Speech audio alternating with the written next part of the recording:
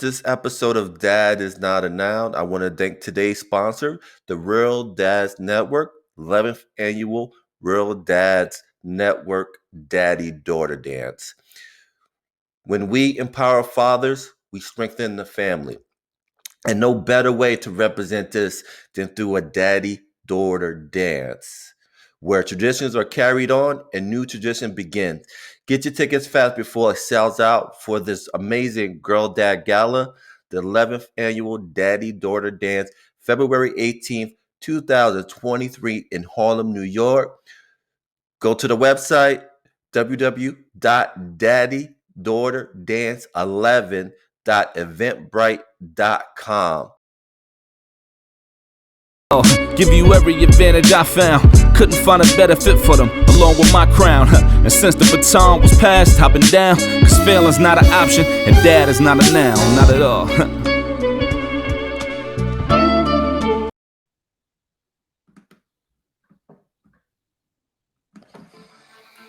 French fries, pearl ice cream, macaroni and cheese, whipped cream. He went from one slave kitchen around the world. My name is Ashbell Mcelveen. I know that there's a ghost in America's kitchen because he visited me. James Hemings. People don't know who James Hemings is because he was a slave and he did not fit the mold. Every Southern chef, every single one of them has a granddaddy, James Hemings. James Hemings was Thomas Jefferson's brother-in-law, but also his enslaved property. With the training that basically no American chef had at the time. I think he was murdered. When you get honest about this complicated history, all of a sudden, this American narrative makes more sense. James Hemings is America's culinary founding father.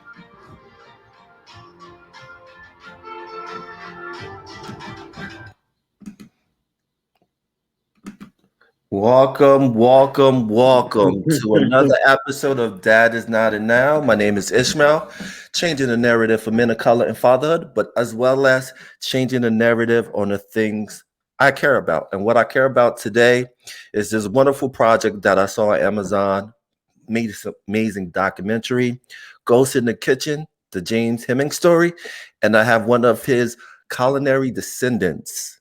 I like that. You like that? I like that. he is a master international master chef, a culinary history just nerd. I'm gonna call him a history nerd because nerd is awesome. Thank you. Just a man of many talents, and I'm truly an honor to have him on. Chef Ashbell, how you doing, sir? How's your heart? I am doing. My heart is what, and at my age, you get to reflect on how many times your heart has been in exhilaration and in love, and has been totally shattered. And I count all of those times as blessings because I learned so much each time. Even when my heart was broken, if a project didn't work, or if I was temporarily without funds, because I was never without wealth. And I understood that because my mother taught me at a very early age my wealth. And so I never looked at money or things as a symbol of my wealth. I always knew that my wealth was inside me. And that's something that I am so proud of, being taught by my mother. So that, in her capacity to love, even when she was in the most untenable situations, because I grew up in segregated South Carolina, the last vestiges of chattel slavery, and it was real. It was real, and making this film with director Anthony Wareham was a blessing because he has a very similar spiritual base, and we were able to look at this information and have empathy, not sympathy, but have empathy with the humans that had to go through this. And I think Anthony and I definitely bonded over this project. I mean, he's definitely Anthony Rome is definitely a brother from another mother. And and there were some people saying, "Oh, but he's white. His director is white. It's a black stuff." I'm saying, get out of here! Stop with the nonsense. He's an American who understands that this story has to be told. And I'm working with everybody: purple, green, orange, yellow, rainbow, every color, because this is a story that has to be told. It cannot be erased. And I So, totally agree with you 100%. And what I yeah, love about that film is that it's so vulnerable in different elements. I love how you yeah, connected the story with your mother and your uncle yeah. to the story of James Hemming. So how did that come to be? How did that, you know, doing that research? Because I know what you did. What I think what happened in the film is that you had a spiritual connection Oh, well, with James Hemming. growing up in the South, um, and younger generation like you probably wouldn't know about this, but you you grow up with a healthy sense of the spirits. And for me, it was a hat. And a hat is a not very happy ghost. And so I I believed in hats. So when I had a visitation in the middle of the night, I was just like just shot up, sat in the middle of the bed and awake, like, oh, what? And, and all I could hear was, "You of all people, how could you forget about me?" And Mm, it took me a month to make the connections, okay? Because I kept going, well, what was that about? What was that? Was that a dream? Or what was that about? And and there was, well past the age of being a kid, say, oh, if you don't behave, the ants are going to come after you. And the ants will ride you all night. And that was what I grew up with. So that, when the scary movies came out with, the turning of the head and the devil's going, it's like it was all real to me because I grew up with that. right. And it was really a safety mechanism, kind of born in Low Country, South Carolina. The idea of a hand was that rebellion from the enslaved community and said, you know what, we got a lot to say, and the hand's gonna tear your ass off, okay? That's And right. so I understood that, and I have always been open to um, uh, uh, people used to say, "Oh no, he's the touch," but for me, it was just having an open spirit. And when I got to Monticello, the same thing happened. Just sitting in front of that kitchen, nobody was around. I was sitting in front of the 1790s kitchen that James Hemmings had installed at Monticello, and I was raging.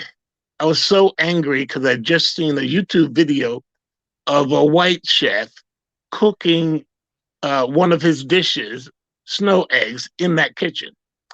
And I was raging. I was like, how did she get in there? Who did it? Who approved her being there? She had nothing to do with that kitchen. Her family had nothing to do with the kitchen. What are they there for? Why was she there? And I was angry. I was so angry.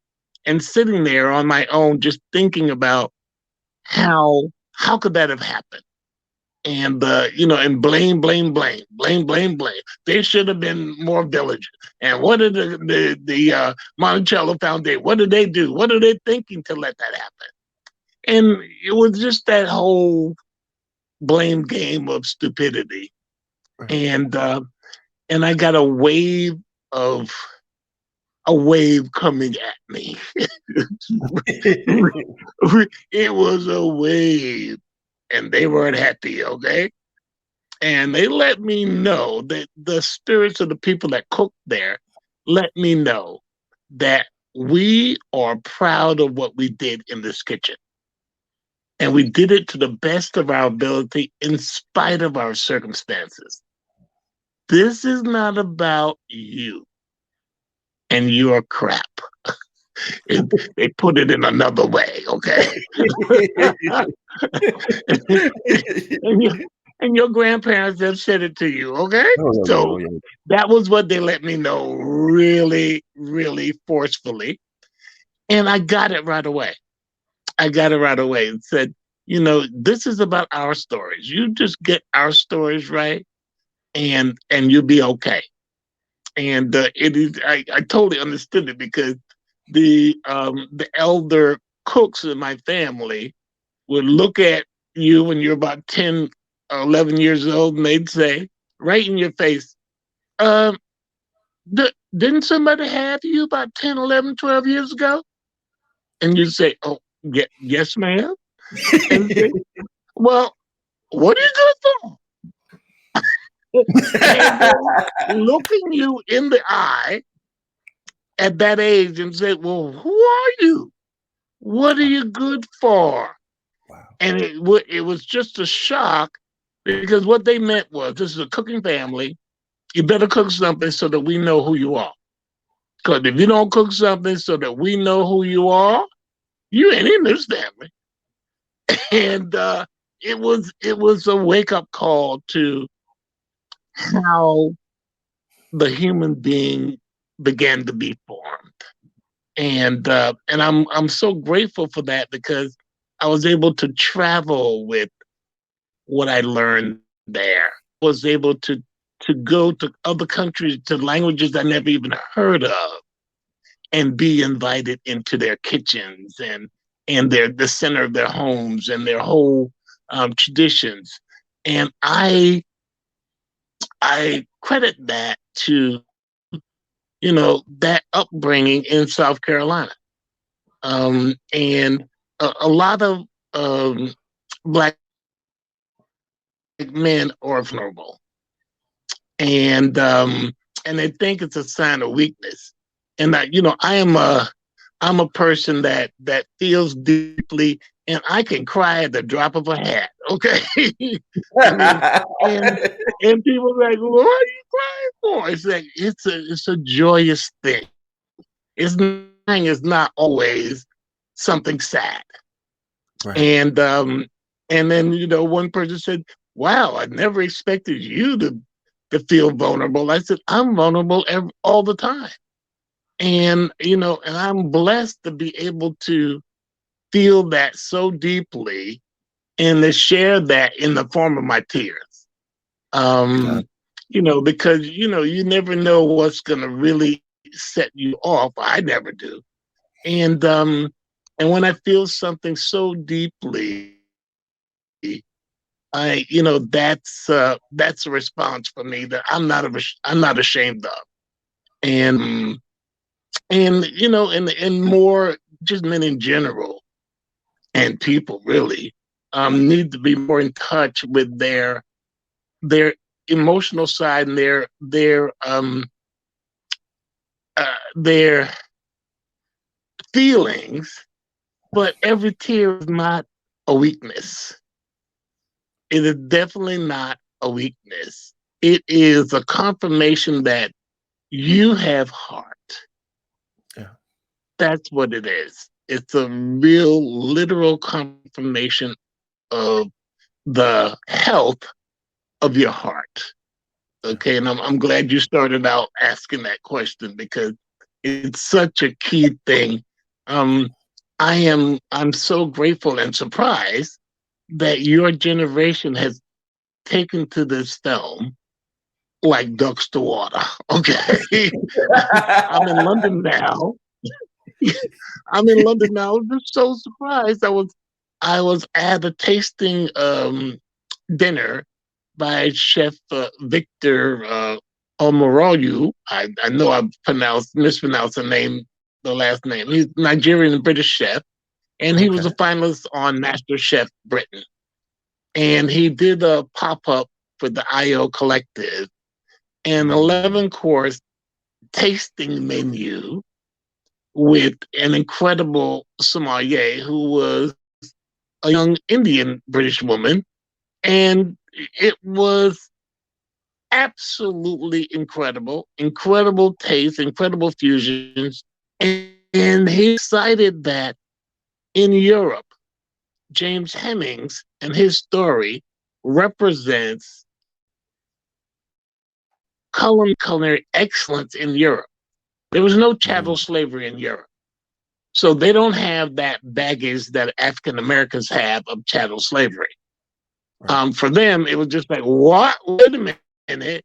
You mean over 235 years ago, there was a black man created a fusion cooking in Europe, in the heart of Europe, and it was received as the most excellent standard, the highest standard of quality. And for them, that's a lifeline. And I get it. I absolutely get it. And it's different from for young African American chefs because of that whole institution of chattel slavery.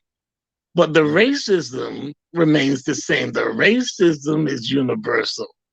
And that's what we forget lots of times with these kinds of situations. And, the whole African diaspora, okay, and particularly an enslaved diaspora or descendants of that enslavement. And it's all over Europe. Like, I spent 10 years living in Paris.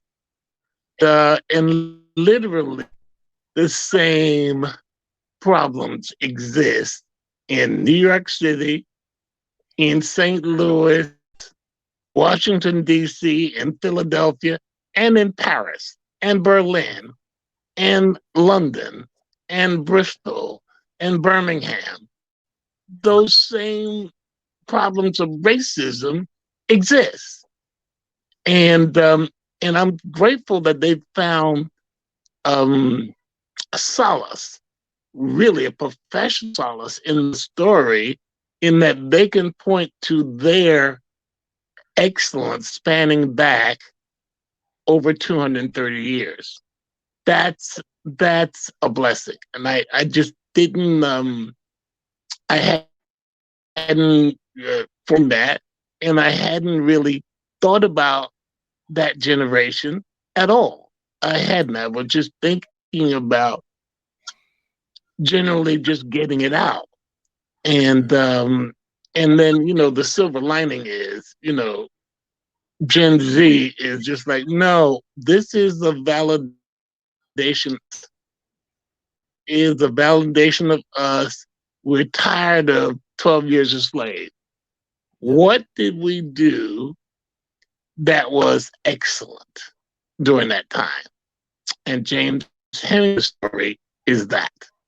So I'm definitely grateful that it's had that unintended but definite positive effect. When I literally heard your first, that was a moment of tears for me, Wow. because I just said he got it. He got it. He totally got it. He understood what I was trying to say. And I was just so when I saw that, I was like, oh yeah, I want to be on with him. I want to be on with him. And one thing that I wanted to mention to you is, um, uh, dad is not a noun is a perfect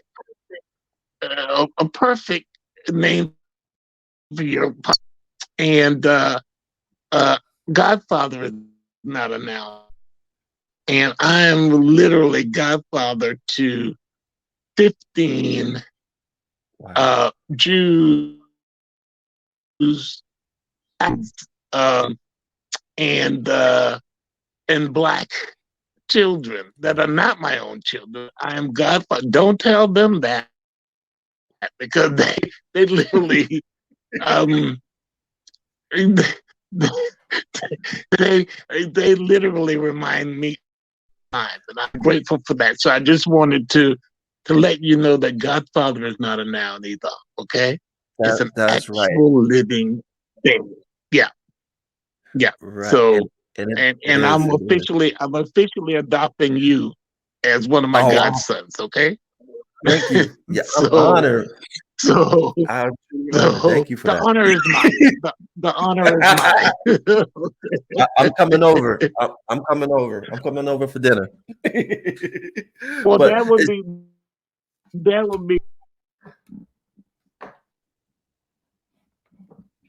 yeah, that would be I'm awesome. we yeah yeah I I would can't love wait. that. We yeah. Definitely. So And let's go. I'm getting all blushy now. Now I got another Godfather. So I'm just like I'm on cloud now. It's good. not even Christmas yet. So You're blessed. this You're is a great Christmas. blessed, I am brother. blessed. You're blessed. Mhm. So going back to the documentary. What Mhm. I love about the documentary was, again, you connected the dots, and before you had that spiritual conversation with the ancestors, did you know the history of James Heming already? No, I didn't. I had cooked a dinner at the James Beard House in New York City, and it was a tribute to Thomas Jefferson and the Africans in quotes that cooked in his kitchen. And that's, Hmm. what spurred the spirits of James Hennings to say, wait, hey, how could you forget about me? And I had some vague note Jefferson's son went with him to Paris. Some vague notion of that, which was not true, because Right. Jefferson's brother never had any children, as I later found out. And then I discovered that it was James Hemings who had gone to Paris with Jefferson for the express purpose of learning to be a French chef. And as I researched more, because I consider myself a bit of a nosy chef rather than a culinary historian. I'm just nosy. So I just dig, and I ask really pointed questions. So the historians look at me sometimes and go, "What? Where'd you get that from?" I said, "I got that from being a black man." And when I look at some of the stuff and read it, it's like sitting in the black barbershop on the Saturday morning. That's how I receive it. Right. From the writings that are attributed to enslaved people. It's just like, oh no, that's what I hear. I don't hear your basically white a college educated story. I am empathizing with the people that were there, the people that were in the situation. That's what I have a feeling for. So to me, that was the connection. When I, read some um, uh, um, an article that Jefferson's grandson had had done in, I think, and it was discredited because there was a white journalist and he changed all the words. But if you read Oh, it, you were sitting on a Saturday morning, and you knew this was clear. That was not the voice of a journalist. That was the voice of a black man in a barber shop on a Saturday morning telling his story. that's right. And I got it. And I understood it from that point of view. And that fueled me to really look at the evidence of James Hemings um, in Paris. And part of the reason was that I went to Paris when I was 19 years old too, as a student, and ended up spending 10 years there and going to the Sorbonne and just, you know, just having that whole immersive French experience, you know, because I eventually did marry a black woman from, well, she was French, born in France, from Guadeloupe. And I Okay. still have a huge family there. And so I'm, you know, I'm able to keep kind of rooted in the cultures and stuff, and realize what the global effects of James Hemings was. So yeah.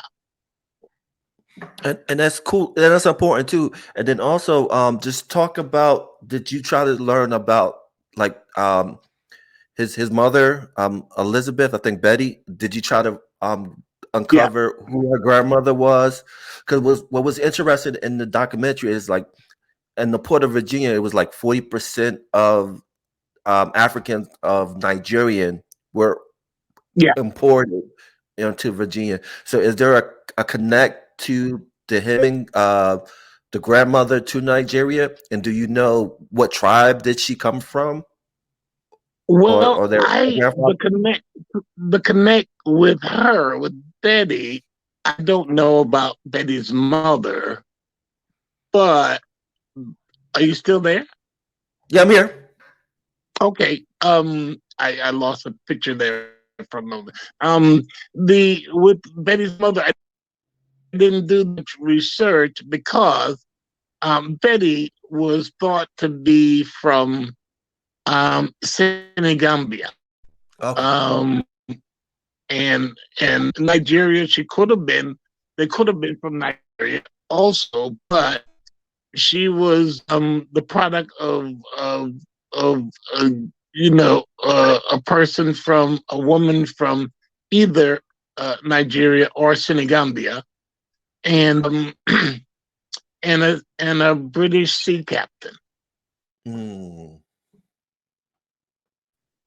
and and that's where I left that story, because the pickup, the story started to make all kinds of relevance in connection to the food, so that yeah. all of those groups from Senegambia, from Nigeria, from West Africa, the Mandinga, the Tukulpal, the Pew, all of them were in Virginia.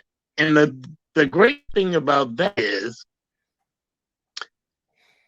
there were 500,000 basically enslaved Irish, white Irish people also there.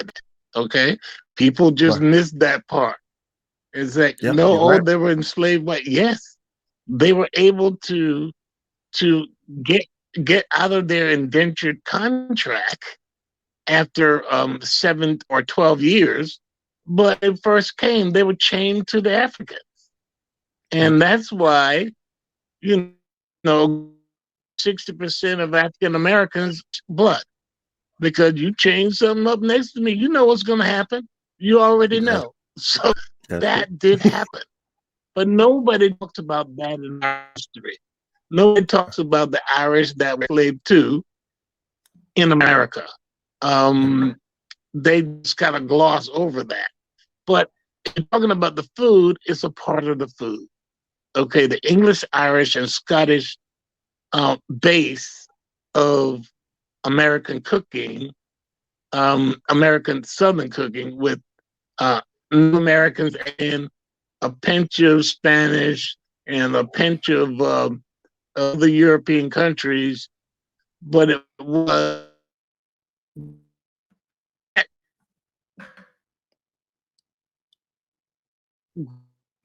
group table, Hampton Court Palace, where they had the big groaning boards that you hear about, the big feast. Well, that Yes. whole idea came to Virginia plantations, and the Mm, plantation feast is descended from that.